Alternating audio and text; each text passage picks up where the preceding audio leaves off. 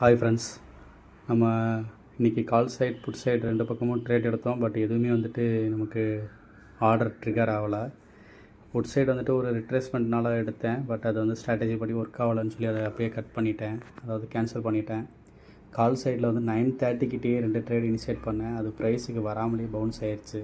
அங்கேருந்து ஃபர்தராக ஏதோ ஒரு ரிட்ரேஸ்மெண்ட் வரும்னு வெயிட் பண்ணேன். எந்த ஒரு ரிட்ரேஸ்மெண்ட்டும் வராமல் மார்க்கெட் ஃபுல்லாக ரேலி ஆயிடுச்சு. இதில் ஒரு வீடியோ கிளிப்பும் ஆட் பண்ணியிருக்கேன். நேற்றே நம்ம சொல்லியிருந்தோம் இன்றைக்கி என்ன ஆகும் அப்படின்றத அந்த வீடியோவில் கிளியராக சொல்லியிருப்பேன். அது ஜஸ்ட் இங்கே அட்டாச் பண்ணியிருக்கேன், நீங்களே கேளுங்க. இது எந்த டயத்தில் ஆர்டர் இனிஷியேட் பண்ணியிருக்கேன்றதையும் அட்டாச் பண்ணியிருக்கேன். சைடில் வந்துட்டு ஒரு 3 ட்ரேட் இனிஷியேட் பண்ணியிருந்தோம்.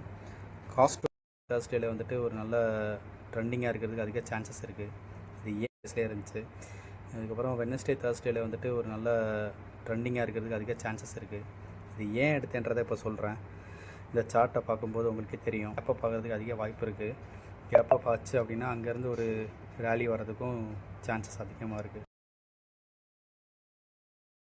இதுதான் ஃப்ரெண்ட்ஸ், நேற்றே நம்ம யூடியூப்பில் வீடியோ அப்லோட் பண்ணியிருந்தோம். இது ரேலி இன்றைக்கிலேருந்து ஸ்டார்ட் ஆகும் அப்படின்னு. அதே மாதிரி இன்றைக்கி நடந்திருக்கு. நம்ம ப்ரைஸ் தான் வந்துட்டு ட்ரிகர் ஆகாமல் பவுன்ஸ் ஆயிடுச்சு. வேறு எதுவும் ட்ரேட் எடுத்தால் அப்டேட் பண்ணுறேன். லிங்க்கில் ஜாயின் பண்ணுறவங்க பண்ணிக்கோங்க டெலிகிராமில். தேங்க்யூ.